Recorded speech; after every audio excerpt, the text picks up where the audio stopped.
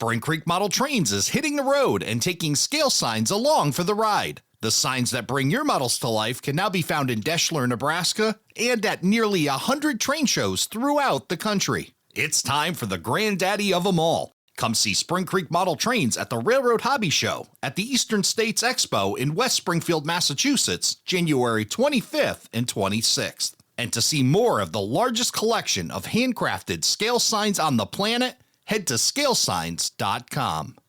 Hey, do you like free stuff? As a member of the operating crew, you'll get a chance to win awesome prizes each month. For less than a dime a day, you'll be entered to win, and just as important, your support helps keep every episode from behind a paywall and free of those unrelated and annoying commercials you hear on other podcasts. Sign up today at aroundthelayout.com/crew, and thank you for your support. ATLP Extra is our monthly newsletter delivered right to your inbox each month. Sign up for free at atlpextra.com. ATLP Rewind.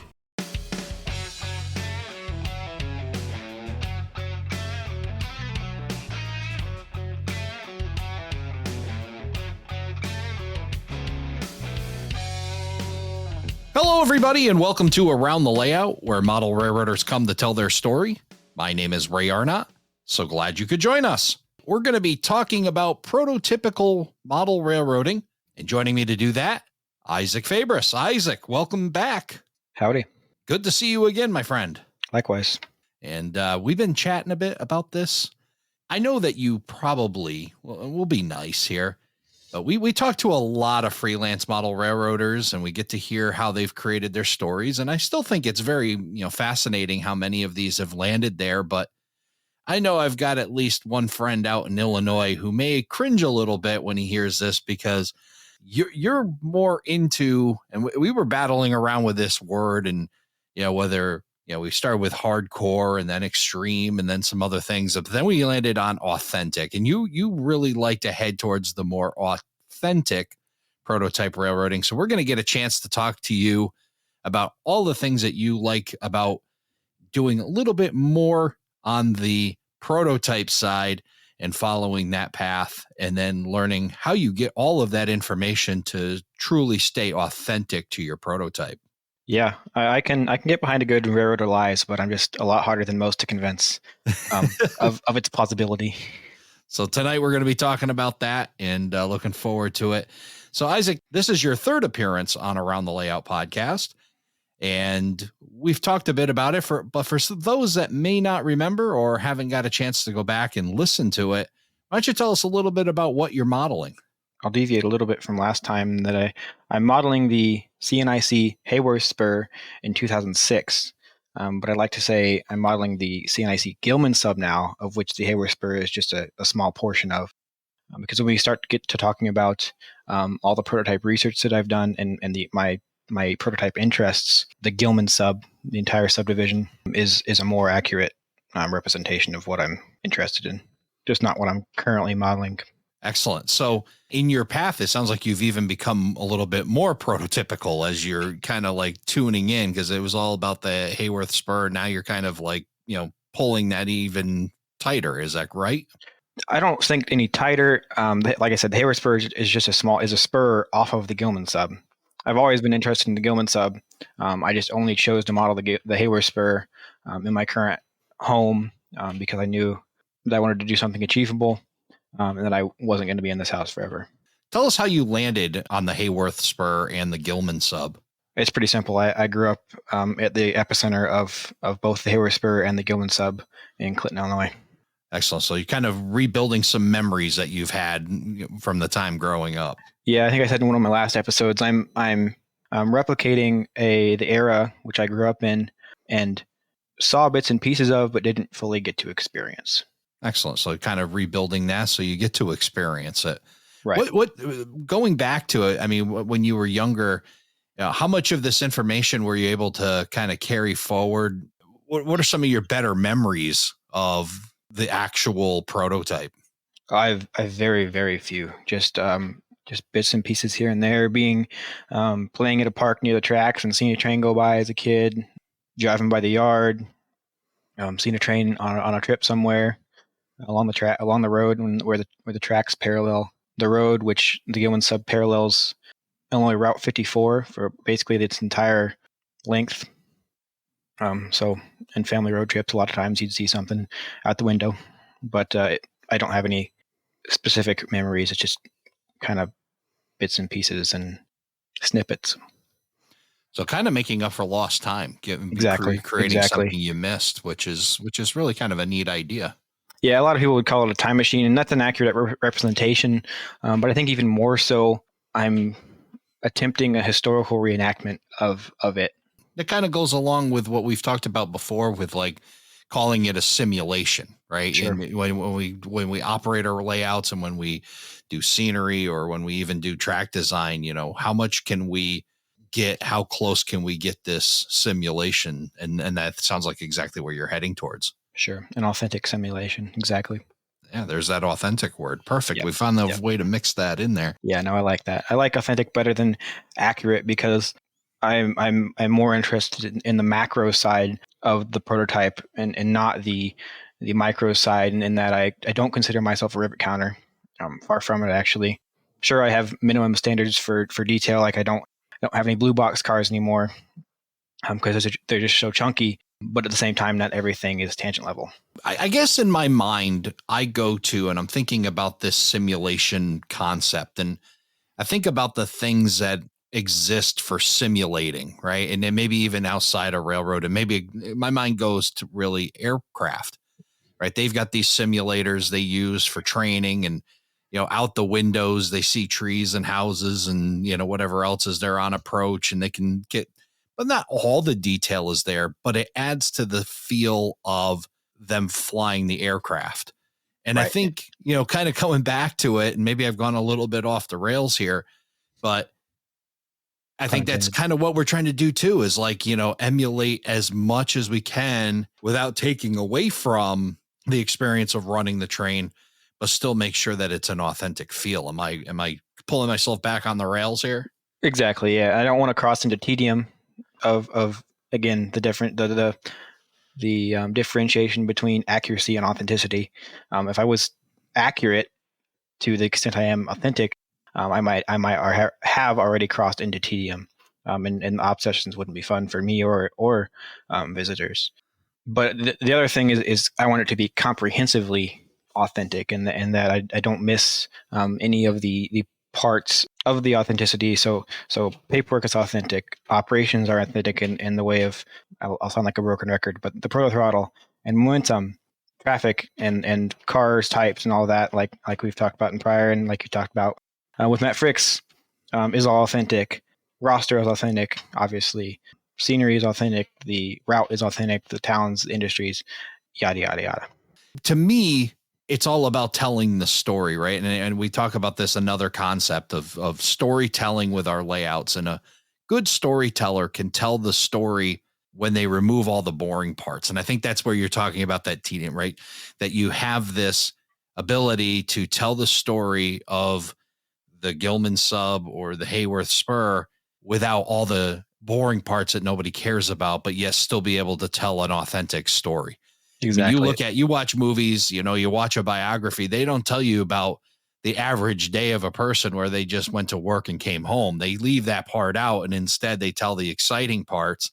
And I think that's, you know, part of the storytelling aspect of us building model railroads, especially on the prototype side.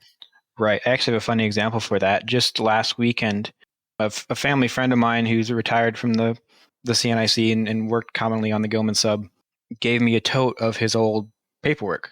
And there's the usual timetables and stuff like that. And what I was really hoping for is some switch lists, and there weren't any, unfortunately. But the other big chunk of it is just like HR level stuff. There's a bunch of union paperwork, dues and stuff, a bunch of pay scales and schedules and more, again, tedium rule books, and it really reinforced and made it obvious that that's the stuff that isn't fun, right? And that's the stuff that we're omitting in the name of authenticity, not accuracy. Yeah, good example of that. You know, it's the stuff that, you're not going to have your operators come over and sign a union contract and pay union dues. Exactly. There's no pay. There shouldn't be at least any money being exchanged. Actually, that's what one of the things was an envelope for union dues. And I was like, well, that's irrelevant for me. It's cool. And I'm super grateful that he gave it to me. But a large chunk of it was stuff like that. That's just. Now, if you were seeking donations to add onto your layout, maybe you'd pass around a union due envelope, right? But there you go. No, I mean, but it's a great example of really neat stuff to see, but doesn't really apply. So let's get into the crux of this. And when you decided that this is what you were going to do, you're going to model the Heyworth Sub and have these few childhood memories. Where did you start to learn about the CNIC sub, and where did you start to gather that information and start sorting that out? What was going to be important and what was kind of be left on the editing room floor per se? As a kid, I started out just kind of going wherever the wind took me. This is a cool paint scheme. I'll grab that. I kind of liked BNSF just because it was popular and I liked the scheme, and I didn't have any connection to it. And then I realized, and I'm sure I'd been told this beforehand, but it really sunk in, that a lot of my family had worked for the IC. My grandfather, who had passed before I was born, worked for the IC up until his death. I had more than a few extended family who worked for the IC.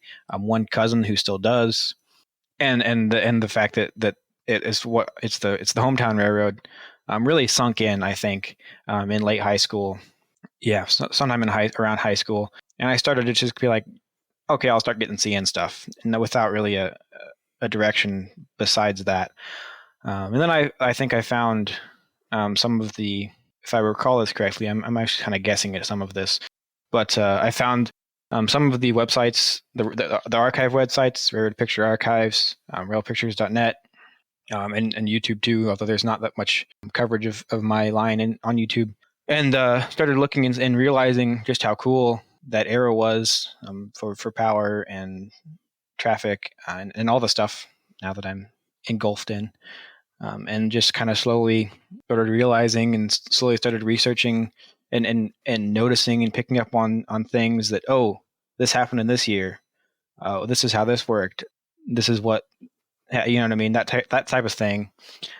And then junior year of college, I settled on an era, which was then 2008 and now 2006, for irrelevant reasons, frankly. And that was when I actually, it's like, okay, this is my line in the sand. This is what I'm modeling.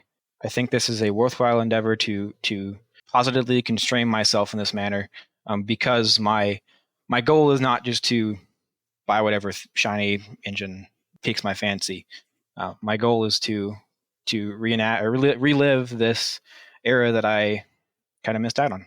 And everything else has just been refining that. I'm learning little traffic tidbits, like the car routing fanatics episode with Matt Fricks, and all the roster nuances, and these engines were retired, these engines weren't, all the variety that I get to run, and just again reinforcing that this is what I want to do. In this process, does it seemingly make it easier, or is it more of a challenge? Because I mean, the history has been written for you, right? You don't need to make a decision like, say, a freelancer who's going to decide whether or not a GP38-2 fits within their era of their story that they're trying to tell. That story's kind of already been written for you. You don't have to make that decision. That one's been made for you. But do you find it more challenging that it has been, and you hit a level of maybe frustration that you can't include stuff, or does it just make it, kind of that kind of peaceful that you don't have to worry about those things? I'd say it's liberating. Yeah. And especially before I picked a prototype, I had a couple layouts and layouts as a kid, right? That just kind of spaghetti bowls or had really no direction. And I identified that was an issue, but I didn't really know what the solution was at the time. And now I do. See, I think liberating is a good word for it in my case, because my goal isn't just to run whatever I think looks cool or I don't want to make my own history either, which I think is probably, in my opinion, the best reason to freelance. Just doesn't interest me. Again, I want to recreate the time that I missed out on, right? So talk about we talked about this idea of building authenticity, and where does that line exist for you? Okay, these are the things that absolutely has to be accurate, and these are the things that maybe die in compression. Where do you kind of draw the line, and to try to pull it as accurate as possible? It's an ongoing question, and it also depends on the context and what you're particularly, or what I'm looking at, or what you're trying to decide. I think in general, I would go back to that macro versus micro perspective, and I take very much a macro perspective. On one hand, say I'm trying to recreate a prototype carpool for cover hoppers. No surprise, I've exhaustively explained why I love them in my prior episodes. But if there's a unique model of a covered hopper that's not quite up to, certainly not up to tangent standards, and not a poorly detailed model, but a mediocrely detailed model. To me, omitting that variety of that car type is more egregious to the prototype than keeping it because of the macro perspective, right? Omitting it because it doesn't have enough detail, that micro rivet counter level, is less prototypical for my macro perspective, because I want the accurate variety and distribution of those car types. From a layout context, I am not as zealous about lack of compression as I once was, because I want to model the kind of a day in the life from an operations perspective. I want my ops to be kind of a day in the life of the Gilman Sub. So modeling just a single town, as much as I like that from a track planning perspective, and recommend that to people I track plan for me, I kind of have to model, in my case, the entire southern half from Clinton to Springfield, because that is the route that one of the daily locals took. And in order to, again, model a day in the life of that local's crew, I have to be able to model both ends, which is not the Heyworth Spur. But that's why, again, I'm adding the Gilman Sub into what I'm doing now, because that's the goal, and what I'm researching for, and what I'm going to do next. Are you drilled down to one specific date or a few specific dates on your layout? Season and a year, fall of 2006, early fall, if you want to get particular. Mostly for it's twofold. Obviously, the scenery is hard to deny. It's my favorite time of year, sweatshirt weather, right? And then the grain rush, right? And also there's also surprisingly a fertilizer rush as well, and that you're either applying fertilizer to your freshly harvested fields as cover for the winter, or fertilizer dealers are stocking up for the planting season. Yeah, and I've seen some other layouts do that, where they have pushed it to even one specific date or three specific dates. And I just, I thought about that, and I said, boy, does that make it even more simple, because now you just know on those three specific dates, or for you, even just a season, this is how the railroad ran in a season. And it seemingly would allow you to drill into more detail. You don't have to worry about what they were doing spring, summer, and winter. You only have to find the information and drill in on the fall. Right. If I had that information, it might be tempting to do it, but frankly, I don't think I would. That is to go to like a specific day or even a week. And that I like the day to day as well. It's a day, not the day in a life, right? Yeah. I love the, like, traffic is not is usually a continual thing, right? And I love the traffic routing, right? Car routing. Modeling just one day would just be back and forth, back and forth, back and forth, right? So that's why I think a season is as low as I would go. That also brings up something, reminds me of something from your last point, and that another way that I am lax in my prototype modeling is traffic types. I will bring if there's some random rare traffic type a couple years after my era or before my era, I'm not above or too opposed to bringing that into my era and running it, although it'll be ran with error accurate car types. So the guardrails are not quite on the shoulder. There's a little bit of wiggle room. There's wiggle room in certain aspects. There's zero wiggle room for locomotives and Ross and car types. I don't find a need to, and haven't really had a desire to yet, luckily. There is a little wiggle room in track arrangement. Sometimes I'll use a track arrangement from a little earlier than my era, or a kind of conglomeration of both. And if the track arrangement was a lot more complex 5 years before that my era, and super simplified in my era, I'll kind of meet in the middle somewhere. Clinton was kind of like that. It was formerly a huge division point, and now for the past 30 years, it's been just a local base. There's a few tracks that I've kind of added back that were present in like the early 2000s, but not 2006. So you talked about the fall time and, being the grain rush, and then you got this inside information about how fertilizer is applied and, the reasoning for it. Where did you start to gather that information? Because to me, it seems like that's the stuff that, if you can get into that heavy, that knowledge base and be able to understand it more, it would seem to be a lot easier to start, bringing your simulation a lot more accurate, obviously. Those two in particular are kind of just common knowledge or that I've asked close relatives who are farmers. So that's kind of just common knowledge around the house, right? Or easily Googleable. Generic stuff like that, like the grain rushes in the fall, right? That's when harvest time is. Yeah. But more specific stuff has come from the research, from the pictures, from friends who model adjacent interchanging railroads and stuff like that. Regrettably, I have not yet been able to find any prototype paperwork, day-to-day paperwork. It's like, sure, I have track charts and timetables, but I don't have like switch lists yet. Hopefully I'll be able to find some of those soon, but not yet. So how are you doing it now? Is it kind of just like an educated guess kind of level to, that this is, probably what they did until you get that information? How do you kind of fill that gap, that knowledge gap, I guess?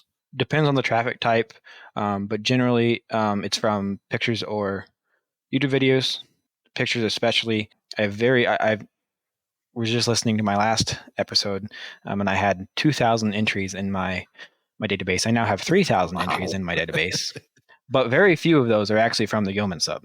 The Gilman Sub crosses the Peoria Sub, both CN lines, at Mount Pulaski, Illinois, and so they interchange with each other. It's a CN interchanging with CN, but there's a local that runs each line, and they interchange with each other. And I've actually got more data from the Peoria local, the Peoria Sub local, that is delivering cars to the Gilman Sub local than I do actual data of cars on the Gilman Sub local. Okay. But so you're basically taking and figuring out, well, they interchanged with them. Here's the cars. That's where they are. So it's only one local. So there's only one place that they could go. But I have more cars from that than I do of the actual local in my database. Other than talking to relatives and you've got some friends that help you out, what are some of the best resources that you've had for gaining this prototype information? Definitely the archives, like I mentioned earlier, the Railroad Picture Archives, railroadpictures.net, YouTube if you can find them. And like I said in my last episodes, I literally just put it on 0.25, the YouTube videos on 0.25 speed. Still have to pause them, but and enter in every car number, car initial, car type. I even do color scheme, whether it has graffiti or not, whether it has FRA stripes, because that was just becoming a thing in my era. If I know it, which I rarely do, I'll put the load, the commodity, where it's going, where it's coming from. Like I said, I rarely know that, but if I do, I will put it in there. Or if I suspect it, I will put it in there. And then that's allowed me to kind of deduce patterns, find things that are off pattern, stuff that are one off or rare moves, and kind of get a really good generic idea of what traffic was like. So you've got 3,000 entries into this sheet that you're tracking. Of the 3,000 entries, are there duplicate cars within that spotted in different places, or is it 3,000 individual cars? Talk about what you're tracking there, and then how you're using that. It is very rarely the same car entered twice, unless it's the same car seen on multiple trips, right? Like, so this potash car gets unloaded at fertilizer dealer, then goes back to Canada to get loaded with potash and comes back. I've got a couple, or coal car, got a couple coal cars that are like that, where they were seen on multiple trips. That's the only time I repeat one. and I don't really have the opportunity to see it multiple times anyway. So that's not really an issue I've had. So yeah, there's that, and then I also, of course, put the location, the date, the train that it's on, the direction for each car. There's two ways that I use it primarily, besides just seeing if I can buy if I can buy a particular car that just came out. One, I will sort by location and line to only Gilman Sub or Gilman Sub directed cars, and then I will go generally over to the type or commodity, if I know it, columns, and kind of deduce proportions, mostly in my head, with exceptions, and just say, oh, there's a lot of grain. Obviously, there's a lot of potash. There's actually a lot of lumber going to various lumber dealers. There's a lot of liquid fertilizer, scrap going to the Peoria area, and stuff like that. And then I'll find the one-off things, the low things. Oh, there's occasional enter here. There's occasional flour loads coming out of ADM or whatever. Then the second way I use it is to create a pool of cars with authentic, actually accurate in this case, scheme and type proportions. So I'll pick the two that I mainly do because they're my favorites are grain or fertilizer, right? So I'll sort through all my potash cars, and then I will look at the proportions of types and schemes within that. And then, like I said, obviously I'm not having 3,000 cars on my layout, so I can then apply those percentages to however many cars I want to own and have the correct proportions. It sounds like a lot of work, but it sounds like a labor of love for you. Yeah, I said in the last episode, I wouldn't do it if I didn't enjoy it, but I certainly enjoy it. It's got me thinking, for the listener that's tuning in for this episode and thinking about, prototype railroading. Maybe they've got an idea for a prototype. Maybe they haven't, built a layout yet, or they're in that information gathering and process. These are some of the things that you could be doing without modeling, that would be kind of, maybe bring you some joy. Like, fire up and find a YouTube video of your prototype running through an area, and then just, like you said, put it on slow and start writing down cars and start gathering some information. Right. And it can be as specific or as general as you want. Just say, oh, this was a train with half grain cars and a couple tank cars and a couple flat cars. Like, that's all you really need to do. You can be as hardcore as you want it. Yeah, but then if you got into the little bit more detail, maybe that's how you learn that detail too, right? Because I'm kind of one of those guys. I mean, I'm starting to tune it in a little bit. I mean, I've gone from the basic idea of, okay, box car, flat car, tank car, to, okay, that's an LPG car. Okay, that's obviously a high cube. That's this is a single door box car, and starting to tune it in. And I think that may be part of that education as well, to be able to sit there and, figure out what these cars are and what they're doing. And as you said, there's some amazing resources online. Yeah, for sure. Especially if you've got a more better documented prototype than I do. Yeah. Or if if your prototype is still running, that's even better. Exactly. Yeah. I have a friend who's like that who can see his prototype from his office window. And I suggested, and he has started a database for himself. I'm kind of one of those guys. I like to collect and, get lost in an Excel spreadsheet and be able to put that data in. So you've risen to this level where you're collecting a lot of data, and you've hinted on it. Tell us what if you were to look at this spreadsheet that you have, what information are you specifically collecting on the cars? What exactly are your I guess columns on your spreadsheet? I'll read through my columns in order. I have a number column because this is a spreadsheet nuance. If you sort them numerically, or if you order them, the only way to undo that is by the undo button. You can't unsort. So you need a column in the left, usually on the far, one of the far ends, that just counts 1, 2, 3, 4, 5, 6, 7, 8, 9, 10. If you want to put it back in the order that you entered it in, which is important if you want to know where it wasn't within the train, right? Then you can just sort that A to Z, or one to infinity, right? So that's the first one. Then train. which is train symbol, or if I don't know the symbol, I'll just generically say grain train, coal train, local, whatever. Direction, north, south, east, west. Location, line, so the Peoria Sub, Gilman Sub, Heyworth Spur.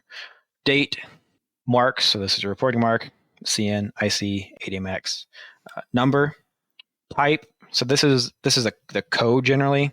You could put boxcar, covered hopper. I have kind of my own shorthand. It's partially the AAR codes, which are like LO is covered hopper, XM is boxcar, right? But for certain ones, I'll be more specific. For covered hoppers especially, if it's a 3-bay covered hopper, I'll put LO3. If it's a 4-bay covered hopper, I'll put LO4. If it's a pellet covered hopper, I'll put LO4P, stuff like that. Then the model, this is a particular car or engine model. So Trinity, High Cube, inner end volume, Pullman Standard, 4750, et cetera, et cetera. This is not model centric. So which someone might want to do if they're not as familiar with the model offerings, and that put the model, if there one exists, the actual model and brand of the model that makes it in this column. But I don't do that. I have a separate spreadsheet that has a list of the cars that I'm looking for that there are models of that exist in my spreadsheet. Then color, this is kind of a generic thing to be able to filter things easily. And scheme, so whatever paint scheme it's called, generally I try to put if it's a particular railroad's paint scheme, I'll try to put that first, so that I can filter easily by that railroad. If I don't want to actually see the paint scheme, just that that particular paint scheme, so I can just filter by that railroad if they have different reporting marks. And also, if I had to do it again, I might also put just kind of similar to my next column, which is graffiti, but I'd put I might suggest a condition column. So like if it's a fresh repaint, or if it's a rust bucket, or if it's a patch out of something, which I put patch outs in the scheme because it's still in that scheme, but it's patched. So I'll put scheme, comma, patched, or whatever.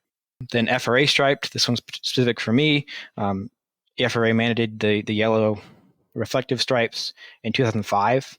And then you needed 20% of each owner of cars needed 20% of their cars to be striped by 2007.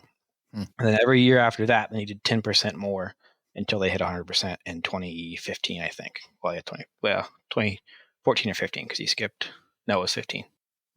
So in 2006, theoretically, was actually the year they were most feverishly applying stripes, because they had to meet that 20%, not just 10% in 2007, although they had 2 years to do it. So it's the same 10% a year. And I actually will have on the Gilman Sub on a future layout a rail car repair facility, which I plan to have applying those. What I plan to do is I'll put the stripes on one side of the car, deliver it with the stripes facing the backdrop. In between sessions, flip it, and then the stripes are facing out. That's a pretty wild idea. I've thought about that too. When I mess up weathering, just flip it around and hide it on the other side. Right. Yeah, there's always one good side, one good side, one bad side. Yeah. So that's the first block of columns that I fill in for every car. The next, or the remaining blocks, with exception of 2 of them, I generally don't fill out because I don't know. But when I do know, I fill it out. First, it's pool. So if it's in a particular pool, say this car is in an ADM pool, then I'll put that there. Load or empty, self-explanatory. Commodity, self-explanatory. Notes, catch-all for everything else, right? And then the 2 exceptions here are source and author. So if it's from something online, I'll put the link there, and the author, whoever posted it or took the picture. And then I have the routing info, which again is very, very rarely filled out, or filled out with guesses, in which case I put a question mark after it, obviously. But it's origin, and within origin you have origin railroad, origin industry, and origin station and state. Via, so where it was interchanged it onto or off of my relevant line, the Gilman Sub. Then the same thing for destination. Destination railroad, destination industry, destination station and state. And that is all 27 columns. Do you ever foresee yourself stopping? Like, I mean, you talk about 3,000 entries. I mean, is this just too much fun for you to stop, or is there at a point where you think you've collected enough data? I hope I don't stop. It will slow down because I've done I've covered everything or found everything there is to find to an extent. I would love to find a treasure trove of stuff. I mean, one day maybe I will. So yeah, it's slowed down, but I also enter a lot of, like I said, I have very few actual entries that are on the Gilman Sub. So a lot of it's adjacent, and I can get pretty far off adjacent. I have even stuff from Florida because CSX phosphate traffic is common in my area. But I don't have any. I know of that from generic pictures where you can just see CSX cars, tan CSX cars, right? Yep. But I don't know car types, schemes, anything like that. So I found a video from my era of a phosphate train leaving Florida on the CSX, and put that in the database. So I had the scheme and reporting mark proportion data. Now, were you able to take that information from that train and actually authenticate it to it actually went through and you found pictures of it on or near your sub to say that train actually did go through and the likelihood of it being on the Gilman Sub was pretty likely? No, not that particular train. I'm just assuming that they were in CSX's generic phosphate pool. Okay. And thus, it's a long enough train that is theoretically just, depending on who you ask, a safe or a not quite safe bet. The makeup of that train is representative of the overall pool of which would have been seen on the Gilman Sub, but not that particular train. No. So some of these may not be an exact number match, but it's a fine representation, right, for of the traffic in the pool, not necessarily the car. Gotcha. That certainly makes sense. Which I would love to be able to do, but I just can't. Right. Without enough information, maybe one day you get a photo that can back it up. Yeah. And even if I do, like, I plan to model railroad for the rest of my life, so maybe I'll get to that point where everything else is done, and I'll do that. But even if that data came, I would use it where I could in buying new models, but I definitely wouldn't immediately like replace everything with accurate car numbers or renumber everything or anything like that. I'm content again with the macro top level authenticity. Yeah, it's a good representation, which is providing a good simulation of what you're looking for and the likelihood that you would see it. It's not something oddball that would never make sense to be there. So therefore, it's an acceptable level. Is there something that you have going now that you really wish you could get more accurate? My switch lists, for sure. Not having any switch lists to be able to formatting of my switch list, particularly not necessarily the car traffic or the makeup, although that too. I use JMR Ops Pro currently, and it only goes so far. It doesn't allow you to apply those proportions. So I either try to trick it into doing it for me, or I just use it as best as I can until I find a better option, which I'm probably gonna have to make my own.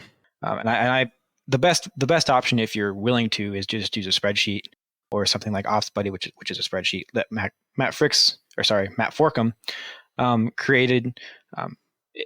That's totally the best way to do it if you're willing to format it each time. I'm just super spoiled with how JMRI, you press build, you press print, done. And you press terminate, and now all the cars that you just spotted are now automatically accounted for where they're supposed to be and automatically pulled next time. I just haven't worked up the discipline to do that manually each time. I'm just too spoiled. But I guess that kind of got away from your question. The answer is is I don't have anything to reference to authentically format my switch lists. So I'm just kind of doing best I can, generic. I got the right font, I think, but in terms of what the headings are, what info was displayed, obviously you get car number, car mark, car type, but in what order it was, how it was displayed, all the headings, stuff like that, I'm still in the blind of, and I would love to just find one switch list. I don't care where it was from CN, because they use the same system, right? It could be from Northwestern Canada for all I care, as long as it's from the same era and thus using the same.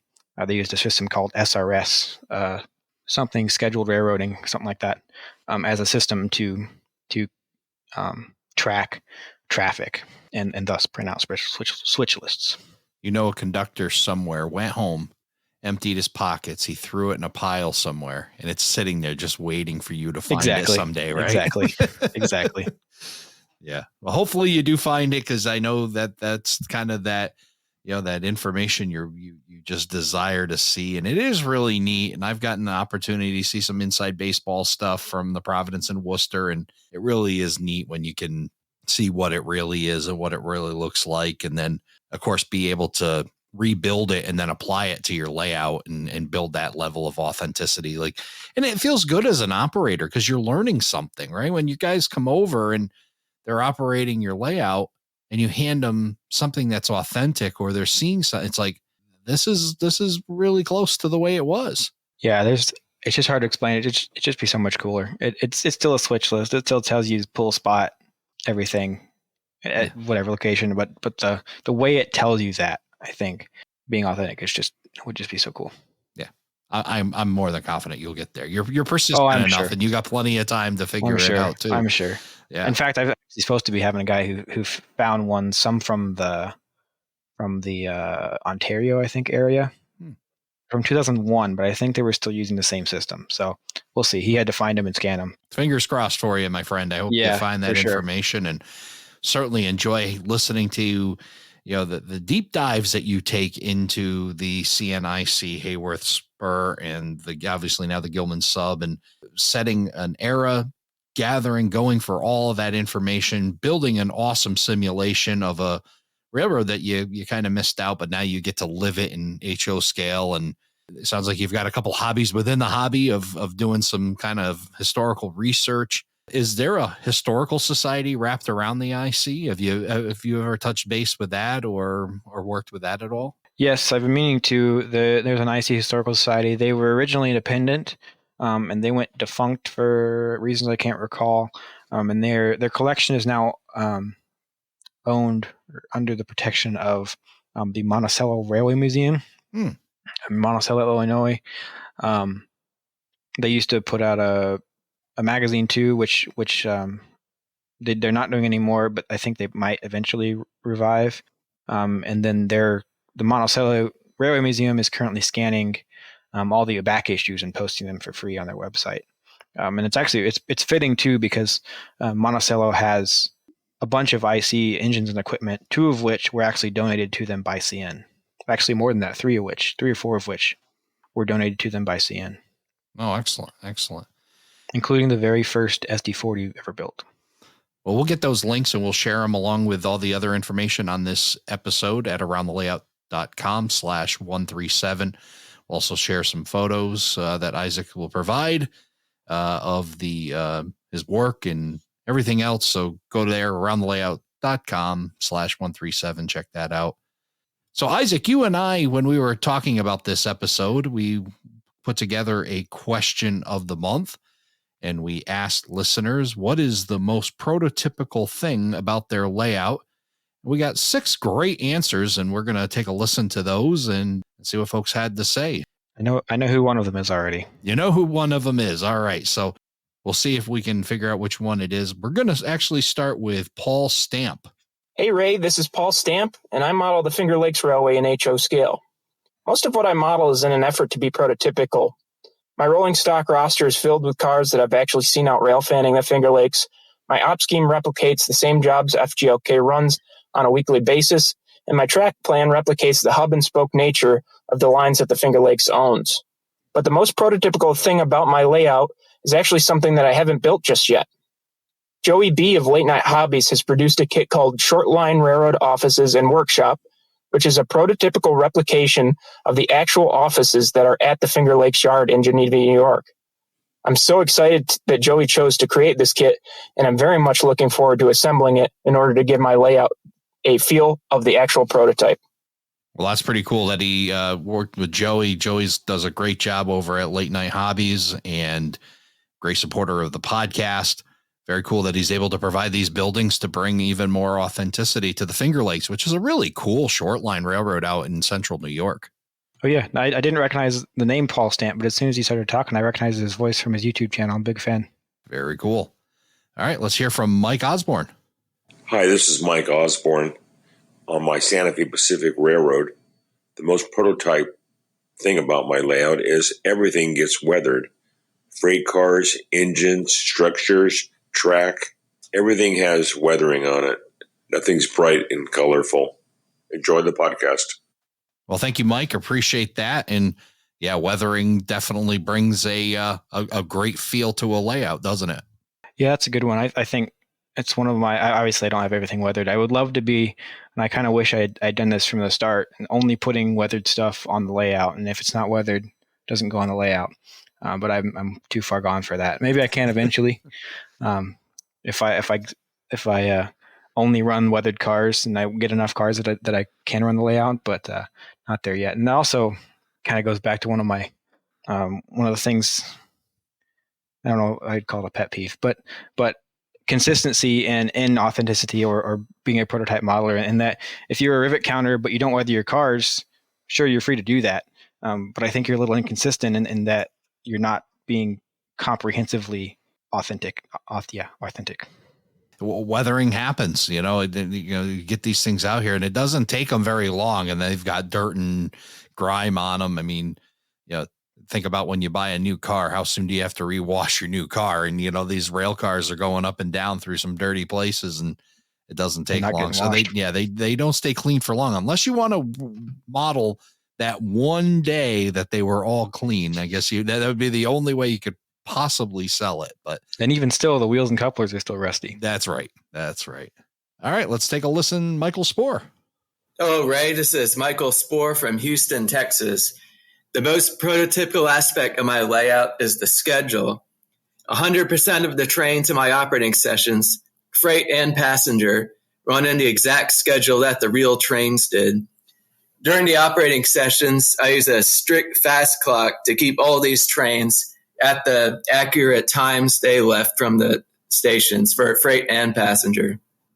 Well, I think Michael's also gotten that really, really beautiful data too, to be able to back that up when you can pull up and have logs and, that all that information to know when those passenger cars left stations, then you're able to replicate it. And all just goes back to being able to get that information in hand. Yeah, for sure. It's a challenge. One I plan to conquer in the future.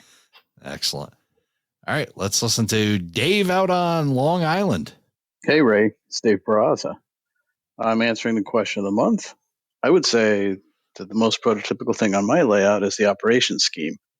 A couple of my operators work for the prototype that I model, and they've, with a smile, told me that I've successfully duplicated all the same problems that give them trouble in real life, which I took as a compliment. See you soon.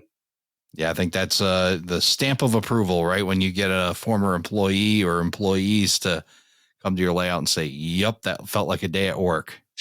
I can't imagine doing. I can't imagine working on the railroad and also being a model railroader, but there's a bunch of them out there. Yeah. I've covered that a couple times with folks that are, prototype railroaders, and I've had jobs where I can't imagine coming home and doing that job as a hobby, but I guess when you love it and if you do what you love, you never work a day in your life. Well, good for those guys. We're going to listen to Dan coming to us all the way from across the big pond. Hi, I'm Dan Beresford. I am from Mansfield in England, and the most prototypical thing about my layout, because I do not have the space to do a large I'm going to have to freelance the track plan essentially because I don't have the space to do something prototypical. So the most prototypical thing about my layout is going to be the fleet and the rolling stock on the layout. I'll be modeling the Interstate Railroad in around 1952. So I'm going to be basically hunting down as many accurate steam locomotives for the fleet as I possibly can. And I am currently repainting, redecaling, and weathering a massive fleet of 55-ton hoppers and kit bashing a few Walthers C&O wood cabooses into interstate prototypes. Well, I think you'd be one to agree that compression doesn't necessarily take away authenticity, does it? Yeah, I was going to say, not to be disrespectful, but I pretty strongly disagree with the notion that you ever have that space requires freelancing, right? And even if you do compressing a prototype does not make you a freelancer. You're still trying to accurately represent the prototype within your space. And in the same I would say it doesn't even make you a proto freelancer. If you're still your main goal is still to replicate a prototype.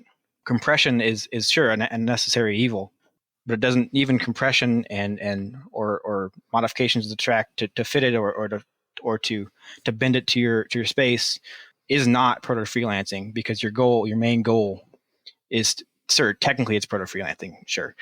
I would say the heart of it is not proto freelancing, because your main goal is still to be prototypical, or to replicate a prototype.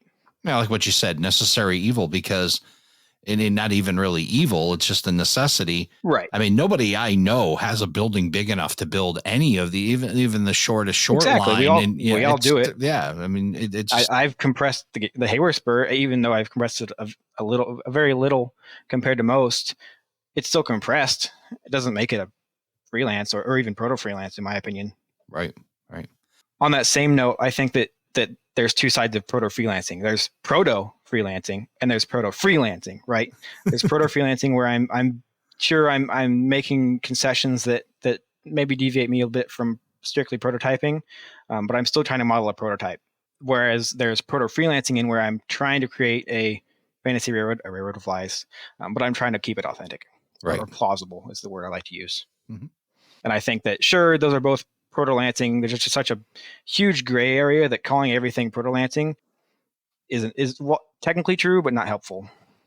Yeah, there's different levels of it for sure. There's from one extreme to the other. So, and I think this last one is the one you've been waiting for, Joe Atkinson. I'm guessing, yep. Hi, Ray. This is Joe Atkinson from Council Bluffs, Iowa. Responding to your question, what's the most prototypical thing about your layout? I kind of struggle with this one. It feels a little bit like asking me which child I love the most. The goal of the hobby for me is to recreate my days of chasing the Iowa Interstate's 4th subdivision in 2005. None of my modeling will ever hit the target exactly, but the pursuit of that goal is what makes prototype modeling the most fun for me.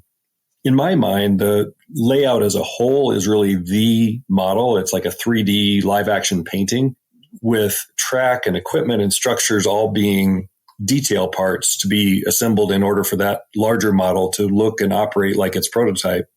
In my world, I would say recreating the prototype's track schematic is really foundational for accurate operations, since I want to be able to model every move I saw when I was chasing them.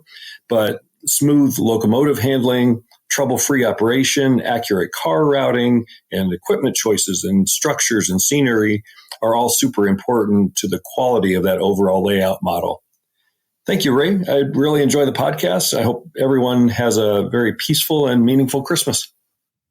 Well, thank you, Joe. Merry Christmas to you and your family, and appreciate you submitting that answer. And he hit on quite a few things that we had talked about, and certainly one being what we just talked about with compression. And again, I think it goes back to that storytelling concept, right? As so long as you have the good parts of the story and substitute the word story for operating area, right? So he has the area he wants to operate, whether it be a yard or he has the industry he wants. But the boring part is that piece of track between there and the next exciting spot, right?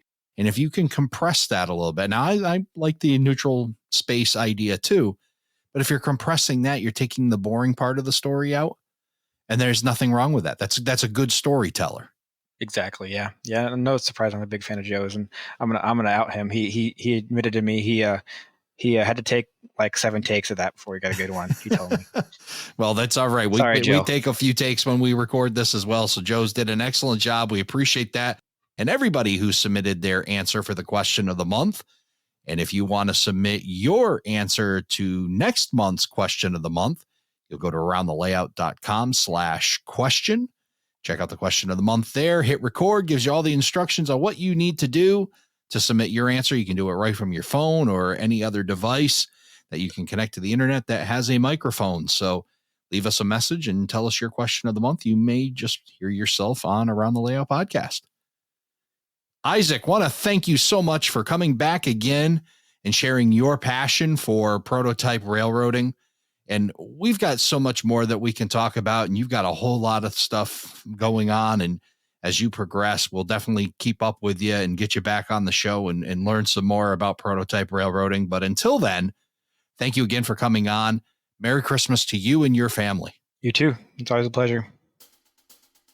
Thank you for joining us for this episode of Around the Layout. Learn more about today's episode, check out past shows, and much more on our website, aroundthelayout.com. Show your support by becoming an operating crew member at aroundthelayout.com/crew. Follow us on social media, aroundthelayout.com/social. And send us your feedback, aroundthelayout@gmail.com. Thanks for hanging out with us around the layout.